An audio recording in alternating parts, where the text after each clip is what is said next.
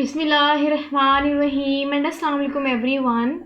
So my dear students, the topic which I am going to discuss today is economic importance of cyanobacterium from chapter number 6 and basically this is the second last topic of chapter number 6. इसके बाद मैं आपके साथ एक last topic share करूंगी, वो chapter number 6 के पूरे एमसीक्यूज पोर्शन रिलेटेड होंगे। इसमें मैं तमाम के तमाम इस चैप्टर रिलेटेड जितने एमसीक्यूज होंगे इंपॉर्टेंट वो आपके साथ शेयर करूंगी, ताकि इस चैप्टर रिलेटेड जितने भी इंपॉर्टेंट एमसीक्यूज है उसकी तैयारी आपकी बहुत अच्छी हो सके। चलिए जी, इस टॉपिक की तरफ आते हैं। टॉपिक की बात करें तो आज हमने साइनोबैक्टीरिया की कुछ इंपॉर्टेंस देखनी है। अब वो इंपॉर्टेंस स्पेसिफिकली किस रिलेटेड होगी, वो इकोनॉमी रिलेटेड होगी। मतलब इकोनॉमिकली साइनोबैक्टीरिया या साइनोबैक्टीरिया के जो मेंबर हैं वो कैसे हैं, वो क्या इंपॉर्टेंस रखते हैं, उनके फ़ायदे क्या हैं, उनके नुकसान क्या हैं, वो इकोनॉमी को क्या फ़ायदा पहुंचा रहे होते हैं, वो इकोनॉमी को क्या नुकसान पहुंचा रहे होते हैं। तो बेसिकली यही चीज़ें आज हम डिस्कस करते हैं, मूव ऑन करते हैं फर्दर और वहाँ से आज का टॉपिक स्टार्ट करते हैं। अच्छा जी, यही हमारा टॉपिक है। हमने आज इंपॉर्टेंस देखने इकोनॉमी रिलेटेड। इंपॉर्टेंस वाले लफ्ज़ की तरफ आए तो मैं याद करें, मैंने आपको पहले भी इसका मतलब समझाया था। इंपॉर्टेंस की बात करें तो इंपॉर्टेंस बेसिकली अहमियत होती है, किसी चीज़ की अहमियत। कोई चीज़ कितनी अहम है, मतलब कि बेसिकली इस इम्पोर्टेंस में उस चीज़ रिलेटेड फ़ायदे भी आ जाते हैं कि वो चीज़ किस हद तक हमें फ़ायदा पहुंचा सकती है, और नुकसान भी आ जाते हैं कि वो चीज़ हमें या वो मेंबर या वो ऑर्गेनिज्म या वो ग्रुप ऑफ बैक्टीरिया किस रिलेटेड है या कितनी हद तक हमें नुकसान पहुंचा सकते हैं। क्लियर?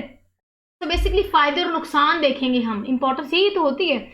अब वो फायदे और नुकसान किस रिलेटेड है, वो इकोनॉमिक रिलेटेड है। मतलब हमने इकोनॉमी जिसको कहते हैं पैसा, हमने देखना है कि इकोनॉमी रिलेटेड साइनोबैक्टीरिया या साइनोबैक्टीरिया के जो मेंबर हैं वो हमें क्या फ़ायदा पहुंचा रहे हैं और क्या नुकसान पहुंचा रहे हैं। अब यहाँ स्टार्ट करने से पहले मैं आपको थोड़ा सा इनके प्रीवियस नॉलेज से कुछ पॉइंट्स जो है वो मैंने रिवाइज करूँगी, ताकि आपको जो है वो फर्दर यहाँ समझना आसान हो जाए, क्योंकि वो तमाम पॉइंट्स जो है वो हम यहाँ डिस्कस करेंगे। साइनोबैक्टीरिया की याद करें, मैंने जब नो स्टॉक वाली एग्जांपल आपको पढ़ाई थी तो मैंने कहा था कि उनकी जो डिस्ट्रीब्यूशन है वो वाइडली अल्कलाइन सोइल में मौजूद है। अब अगर उनकी डिस्ट्रीब्यूशन वाइडली अल्कलाइन सोइल में, तो क्या वो वहाँ उन सोइल को ख़राब कर रहे होते? नहीं, वो वहाँ मौजूद होने के बाद उनको फ़ायदा पहुँचा रहे होते हैं। फिर मैंने आपको कहा था कि जो साइनोबैक्टीरिया की बेसिकली फोटोसिंथेटिक बैक्टीरिया हैं, क्यों? क्योंकि ये फोटोसिंथेसिस करते हैं। फोटोसिंथेसिस करेंगे तो जाहिर है ये रिजल्ट में ऑक्सीजन प्रोड्यूस करेंगे, जो कि इन्वायरमेंट के लिए बहुत अच्छी बात है। उसके बाद आपको याद है जब मैंने नोस्टॉक बताया था तो उसके स्ट्रक्चर में मैंने आपको एक हेट्रोसिस्ट वाला पॉइंट बताया था।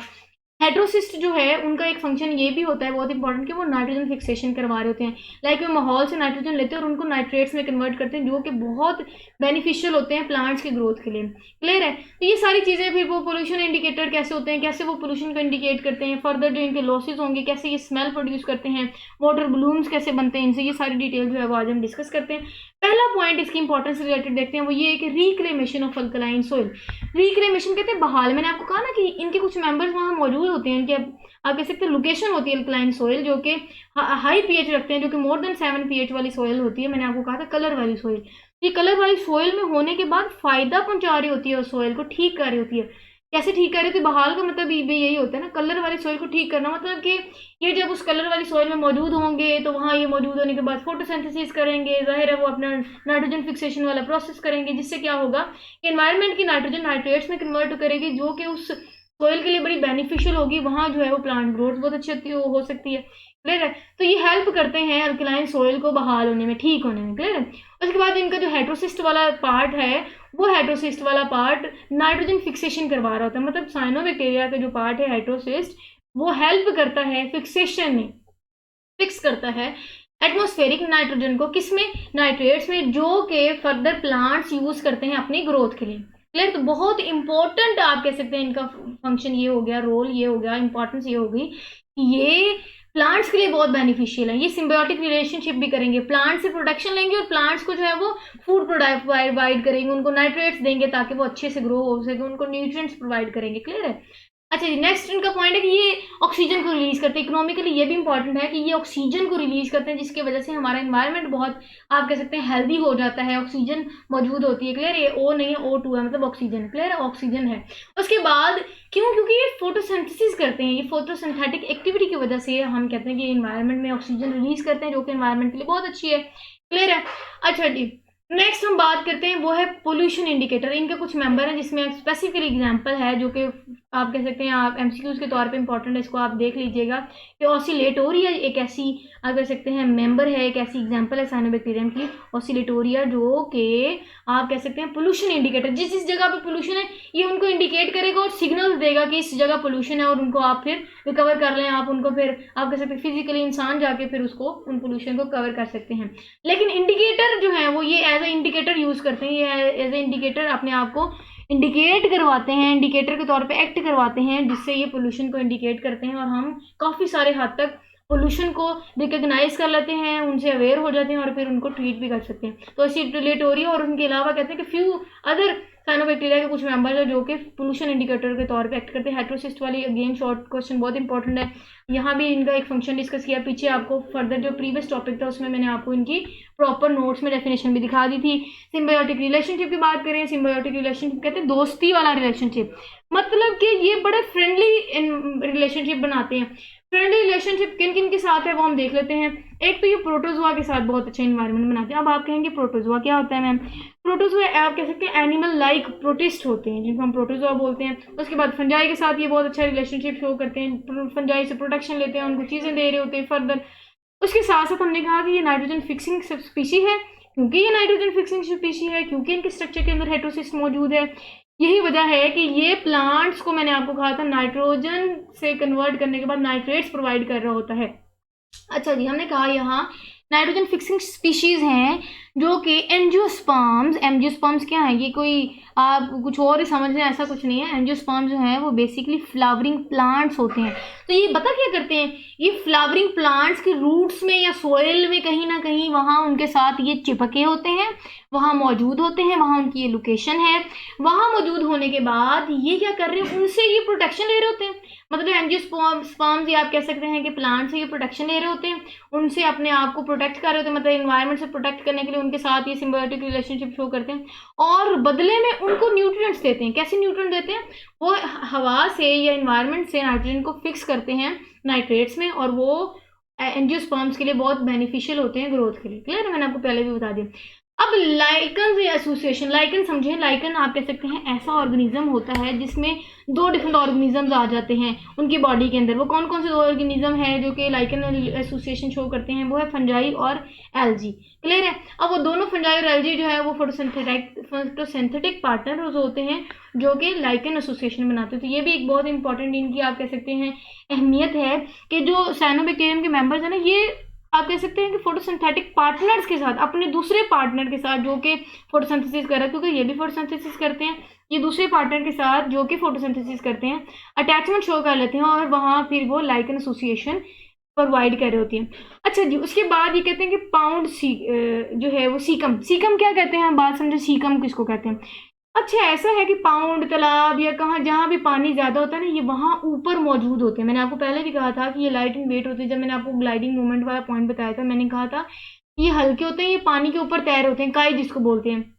अब इकोनॉमिकली ये इतनी इंपॉर्टेंट है, या मैं आपको बहुत ज़्यादा हद तक इनकी इकोनॉमिकली इंपॉर्टेंस बताने वाली हूँ। वो ये कि ये जो ऊपर काई होती है ना, उस काई को हम सुपर ब्लू ग्रीन एल्जी बोलते हैं। क्या बोलते हैं? Super blue green algae are basically expensive pond scum. Clear? बहुत एक्सपेंसिव है। अब एक्सपेंसिव कैसे है, क्या इसमें क्या ऐसी चीज़ है जो महंगी है, उसको क्या इंपॉर्टेंस देती है, अहमियत देती है, मैं आपको बताती हूँ।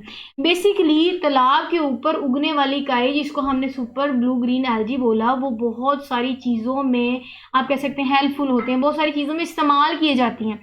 किस किस चीज़ों में इस्तेमाल किए जाते हैं वो प्रॉपर हम आगे फर्दर देखेंगे कि प्रॉपर प्रोटीन का सोर्स है, खाने के लिए प्रॉपर प्रोटीन होती है। ठीक है, वो फूड के तौर पे इस्तेमाल की जाती है। उसके साथ एक इसका बहुत इंपॉर्टेंट फ़ायदा जो कि उस स्पीशी को या उस बैक्टीरिया के ग्रुप को एक्सपेंसिव बनाता है, वो इसलिए क्योंकि वो सारी जो काई है, जिसको हम साइनोबैक्टीरिया के मेंबर्स भी बोलते हैं, जो साइनोबैक्टीरिया है जो कि काई की फॉर्म में पाउंड्स के ऊपर, जिसको हम पाउंड सीकम बोलते हैं, मौजूद होते हैं, वो काफ़ी सारी मेडिसिन में इस्तेमाल होते हैं, जिसकी वजह से वो एक्सपेंसिव माना जाता है। क्लियर? ये इस्तेमाल होता है, दवाइयों में इस्तेमाल होता है, जिसकी वजह से हम इसको सुपर ब्लू ग्रीन एल्जी बोलते हैं, और ये एक्सपेंसिव होती है। इन विच होता क्या है, पाउंड सीकम, जिसको मैंने आपको कहा पाउंड सीकम एक्चुअली होता क्या? सीकम मैंने आपको कहा ऊपर तय बनी होती है, मोटी सारी तय, जिसको हम काई बोलते हैं ना, नजर भी आ रहा होता है पानी में, आप देखो ऊपर मोटी सारी तय बनी होती है। उसको बेसिकली हम पाउंड सीकम बोलते हैं। कहते हैं कि वो पाउंड सीकम क्या है, बेसिकली इन विच उसमें होता क्या है, उसमें साइनोबैक्टीरिया होता है, उसमें एक सिंगल ऑर्गेनिज्म मौजूद होता है और वो सिंगल ऑर्गेनिज्म जो है वो फूड प्रोड्यूस करता है फोटोसिंथेसिस के प्रोसेस से, और रिजल्टेंट में क्या कर रहा होता है, ऑक्सीजन को एनवायरनमेंट में प्रोवाइड कर रहा होता है या एलिमिनेट कर रहा होता है। यहाँ तक पॉइंट समझ आ गई। अब ये इस स्लाइड का लास्ट आप कह सकते हैं कुछ पॉइंट्स हैं, वो ये सोर्स ऑफ प्रोटीन फूड। मैंने आपको पीछे बता दिया कि जो साइनोबैक्टीरिया है इसके जो इंपॉर्टेंस है ना इकोनॉमिकली, वो ये कि फूड के तौर पे इस्तेमाल होते हैं, ये कंप्लीट होल फूड है। यस, आप सोच रहे होंगे हाय इकाई कौन खाता है, लेकिन ऐसा नहीं है। अगर हम बात की जाए फूड की, जनरली आपने नहीं खाना ना खाएं, लेकिन जनरली बहुत सारे ऑर्गेनिज्म इसको फूड के तौर पे इस्तेमाल करते हैं। क्यों? क्योंकि ये कंप्लीट फूड है। क्यों कंप्लीट फूड है? क्योंकि उसके अंदर 60% प्रोटीन मौजूद होती है। अब आप इसको एमसीक्यूज के तौर पे भी हाईलाइट कर लीजिएगा कि 60% प्रोटीन्स इनमें मौजूद होती है और ये फूड की बहुत इंपॉर्टेंट सोर्स है। क्लियर है? उसके बाद इनमें उन प्रोटीन्स के अलावा इनमें असेंशियल अमाइनो एसिड्स मौजूद होते हैं जो कि परफेक्ट बैलेंस है फूड के लिए। एक अगर आपने प्रॉपर एक फूड मील लेना होगा, आपको नहीं कह रही, लेकिन एक प्रॉपर अगर हम फूड मील की बात करें, उस प्रॉपर फूड मील में जो जो चीज़ें आती हैं उससे भी ज़्यादा आप कह सकते हैं हाई क्वालिटी वाला, हाई न्यूट्रिएंट वाली फूड इसको माना जाता है। क्यों? क्योंकि इसमें 60% प्रोटीन और फर्दर जो है वो असेंशियल अमाइनो एसिड्स मौजूद होते हैं।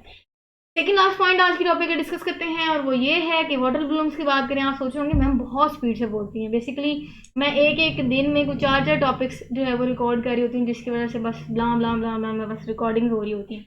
अच्छा जी, बेसिकली हम बात करें इसके सेकंड लास्ट पॉइंट की, तो वो ये कि वाटर ब्लूम्स बनाते हैं। ब्लूम्स कहते हैं आप ब्लूम्स, मैं आपको एक ब्लूम से एक छोटा सा एक हिंट दे दूँ। ब्लूम्स आप माइंड में स्मेल वाला एक आंसर रख लीजिएगा।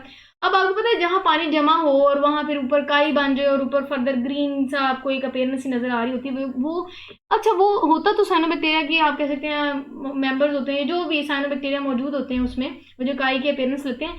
लेकिन उसका नुकसान, अब बेसिकली ये जो 2 पॉइंट्स है नहीं उसके नुकसान में, उससे पहले जितने भी हमने डिस्कस किए वो फायदे थे, गेन्स थे, इकोनॉमिकली क्या फायदा प्रोवाइड करते हैं साइनोबैक्टीरिया। लेकिन अब हम उनके नुकसान, मैंने कहा था ना 2 एक्सपेक्ट्स होते हैं, जैसे सिक्के के 2 रुख होते हैं, इसलिए हर चीज के कोई ना कोई फायदा होता है और कोई ना कोई नुकसान होता है। चलो यहाँ एक बहुत अजीब सी और एक अच्छी सी आप कहते हैं बात जो है वो इस टॉपिक से हटके, इसलिए मैं थोड़ा अजीब कह रही हूँ। लेकिन आपको पता है जैसे कोई ज़ात मुकम्मल नहीं होती, ठीक है, अल्लाह के अलावा और नबियों के अलावा कोई ज़ात मुकम्मल नहीं है। तो हर इंसान में कहते हैं ना नो बडी इज़ परफेक्ट, हर इंसान में अच्छाइयाँ भी होती हैं और बुराइयाँ भी होती हैं। हर इंसान परफेक्ट नहीं होता, उसमें कुछ काफ़ी हद तक अच्छाइयाँ होंगी लेकिन बुराइयाँ भी होंगी। ठीक है, तो ये एक आप कह सकते हैं कि किसी भी ऑर्गेनिज्म का, किसी भी इंडिविजुअल का कंप्लीट पैकेज होता है, उसका फ़ायदा और उसका नुकसान।